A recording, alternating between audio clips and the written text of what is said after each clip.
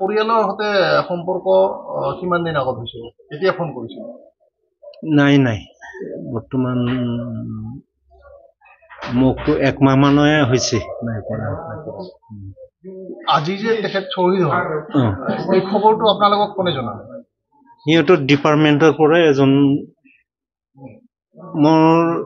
সন্দেহ আছে আৰু কি অফিচাৰৰ পৰাই খবৰটো দিছে তেখেতে ফোন কৰি জনাইছে ফোন কৰি জনাইছে কাক ফোন কৰিছিল মোক কি বুলি কৈছে মোক মানে আপুনি প্ৰাণেশ্বৰ দেউতানে বুলি কৈছে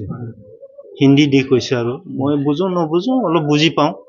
তো মই কৈছো হয় তো আপোনাৰ ল'ৰাটো মানে অপাৰেশ্যনৰ কাৰণে গৈছিল তা ঘূৰি আহোঁতে কিবা একটা দুৰ্ঘটনা হৈছে মানে উগ্ৰপন্থীয়ে বা মাওবাদীয়ে এম্বুছ কৰিছে বুলি কৈছে মানে মাওবাদীৰ এম্বুছৰ ফলত আপোনাৰ ল'ৰা শ্বহীদ হৈ গ'ল কেতিয়া হৈছিল ঘটনাটো কি বুলি কৈছে আজিৰ ঘটনাই কৈছে খুব ৰাতিপুৱা বোধহয় আপোনাক কেই বজা মানত ফোন কৰিছিল 8টা কিমান বা মানত অলপ আছে আৰু 8টা ধৰক 8টাতে তেখেতৰ নশ্বৰ দেহটো লৈ অহাৰ কাৰণে কিবা ব্যৱস্থা সিহঁতে লৈছে নেকি তেতিয়া মোক ডাইৰেক্ট মানে মৃত্যু হৈছে বুলি কোৱা নাই ল'ৰাটো হা আমি হস্পিটেলত ব্যৱস্থা কৰি দিছো তে ডাক্তৰে কি ৰিপৰ্ট কৰে আমি আকৌ পাছত জনাম বুলি কৈছে এই এতিয়া আৰু সেই অলপ আগতে খবৰটো আহিল শ্বহীদ হৈছে বুলি ঘৰত কোন আছে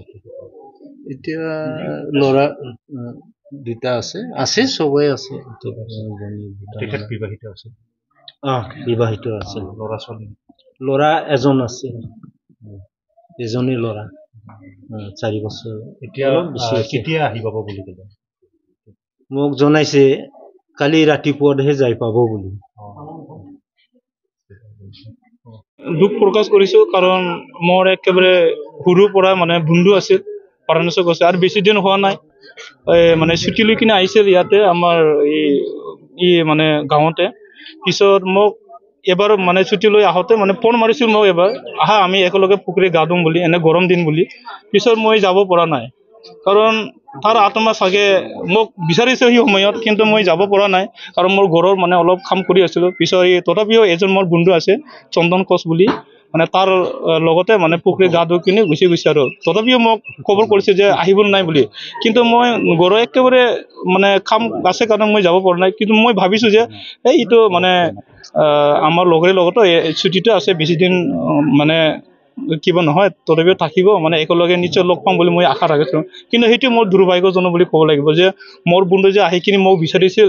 কিন্তু মানে মই যাব পৰা নাই কিন্তু বহুত মানে মনত দুখ লাগিছে কাৰণ আজি ৰাতিপুৱা